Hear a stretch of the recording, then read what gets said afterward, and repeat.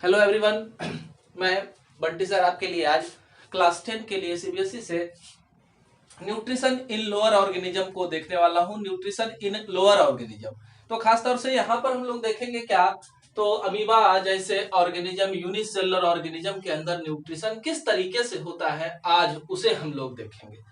तो हम लोग देखते हैं ये अमीबा जो है वो कैसा है, यूनिसेलुलर ऑर्गेनिज्म, यूनिसेलुलर ऑर्गेनिज्म है। और इस यूनिसेलुलर ऑर्गेनिज्म के स्ट्रक्चर के बारे में हम लोग पहले वाले वीडियो में देख चुके हैं। तो यहाँ पर क्या है कि अमीबा कोई भी फिक्स शेप साइज को नहीं रखता है, लगातार अपने शेप साइज को चेंज करते रहता है और इमोर्टल ऑर्गेनिज्म कहा जाता है। इमोर्टल इसलिए कहा जाता है क्योंकि ये अर्थ पर अपने एग्जिस्टेंस को कंटिन्यू बनाए रखता है। जब भी किसी हार्श कंडीशन को झेलता है तो ये सिस्ट फॉर्मेशन के द्वारा लंबे समय तक इनएक्टिव हो जाता है और जैसे ही फेवरेबल कंडीशन आता है तो एक्टिवेट हो जाता है।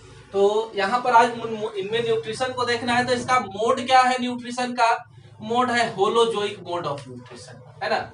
Holozoic mode of nutrition organism इसमें क्या करते हैं, ढेर सारे सॉलिड और लिक्विड फूड को इनगल्फ करते हैं और प्रॉपर वे में इनका डाइजेशन होता है। डाइजेशन के बाद जो है वो एनर्जी को गेन करते हैं। तो ये मोड ऑफ न्यूट्रिशन यानी कि अमीबा में जो है डाइजेशन कंप्लीट होता है। ये ऑर्गेनिज्म क्या खाते हैं, ये तो खुद माइक्रोस्कोपिक है ना। तो माइक्रोस्कोपिक होने की वजह से ये काफी छोटे छोटे मैटर को खा सकते हैं, जैसे कोई इनका फूड होगा, डाइटम्स हो सकता है, डेड ऑर्गेनिक मैटर, डिवेरिस वगैरह ये सब लेते हैं। और ये इसमें कोई भी पार्टिकुलर डिवीजन नहीं है, इस वजह से ये ओमनीवोरस है।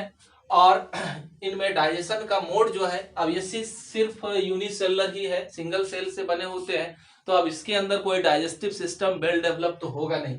तो यहाँ पर ये इंट्रासेलुलर डाइजेशन को परफॉर्म करते हैं। सबसे पहले एक अमीबा का स्ट्रक्चर देखिए। तो अमीबा में ये जो है सीडोपोडिया को फॉल्स फिट कहते हैं और इसके द्वारा वो क्या करता है, अपना शेप साइज को चेंज करता है। साथ में ये फूड को कैप्चर करने में, लोकोमोशन में अमीबा को हेल्प करता है।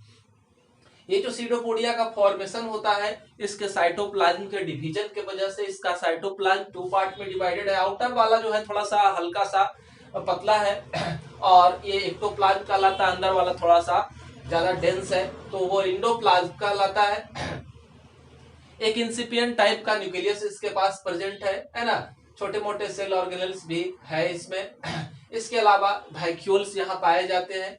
और क्या है, तो ये अमीबा को जैसे ही कोई भी फूड आइटम्स इसके आसपास मिलता है तो वो क्या करता है, सबसे पहले सीडोपोडिया को उसको चारों तरफ से घेर लेने के लिए बोलता है ना। तो इस तरह से फूड जो है सीडोपोडिया के द्वारा कवर्ड हो जाते हैं, कोई भी माउथ नहीं है, तो ये सीडोपोडिया जो है इस फूड को अपने अंदर ले लेता है और इस तरह से सेल मेम्ब्रेन को ब्रेक करके ये अपना खाना को अंदर ले लिया। तो ये जो है इस तरह से क्या कर लिया, फूड वैक्यूल का फॉर्मेशन करता है ना। अब जब फूड को इस तरह से अंदर लेने का प्रोसेस जो है उसे क्या कहते हैं, इंजेशन कहा जाता है। इंजेशन के बाद क्या है, तो फूड जैसे ही सेल के अंदर पहुंचता है, मोड होलोजोइक है। और यहाँ पर क्या है कि जो भी सेल के अंदर सेलुलर एंजाइम होते हैं, डाइजेस्टिव एंजाइम जो होते हैं, वो इसके ऊपर वर्क करने लगते हैं, फूड वैक्यूल के ऊपर वर्क करते हैं, डाइजेशन स्टार्ट हो जाता है ना। तो हम लोग ये भी देखते जा रहे हैं कि अमीबा के अंदर जो डाइजेशन का मोड है वो कई सारा स्टेप में पूरा हो रहा है। पहला इंजेशन है, दूसरा डाइजेशन है, एसिमिलेशन है ना, डिस्ट्रीब्यूशन है, उसके बाद जो है वेस्ट मटेरियल का रिमूवल है। तो इसमें सेलुलर एंजाइम की वजह से ये क्या हो गया, डाइजेस्ट हो गया। और डाइजेस्ट होने के बाद जो है जो भी मटेरियल्स है वो पूरे सेल में जो होते हैं साइक्लोसिस के द्वारा डिस्ट्रीब्यूट कर दिए जाते हैं। इस प्रोसेस को एसिमिलेशन कहते हैं। और जो अनडाइजेस्टेड पार्ट है वो बॉडी को तोड़ करके ही, सेल मेम्ब्रेन को ब्रेक करके ही बाहर रिलीज हो जाता है। तो इस प्रोसेस को ये जो बना स्ट्रक्चर है ना, तो इसे एक्सक्रीटरी वैक्यूल कहते हैं और प्रोसेस जो है इजेशन कहलाता है। तो हम लोगों ने देखा कि एक lower organism, unicellular organism amoeba में कैसे कैसे न्यूट्रिशन हुआ। अब इसी तरह से कुछ और भी डेवलप है, जैसे पैरामीशियम है। तो पैरामीशियम में इस तरह से स्ट्रक्चर नहीं होता, इसमें थोड़ा सा एक माउथ जैसा स्ट्रक्चर प्रेजेंट है। ये हाइपोस्टोम है। एक वेस्ट मटेरियल को रिमूव करने के लिए भी एक स्ट्रक्चर मौजूद है जो साइटोपाइज कहलाता है। और फूड जो है इस तरह से मूवमेंट करता है और सेल के अंदर इंट्रासेलुलर डाइजेशन यहाँ भी परफॉर्म होता है। मोड ऑफ न्यूट्रिशन जो है होलोजोइक है। यहाँ पर फूड को कैप्चर करने के लिए और लोकोमोशन के लिए सीलिया का प्रेजेंस है ना।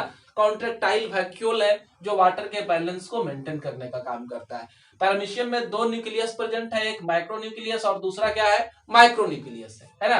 तो इस तरह से दोनों में हम लोगों ने डाइजेशन को देखा, अमीबा और पैरामीशियम में। लगातार हमारे चैनल से बड़े जुड़े रहे, हमारे वीडियो को लाइक करें, अगर वीडियो पसंद आए कमेंट बॉक्स में कमेंट करें। धन्यवाद।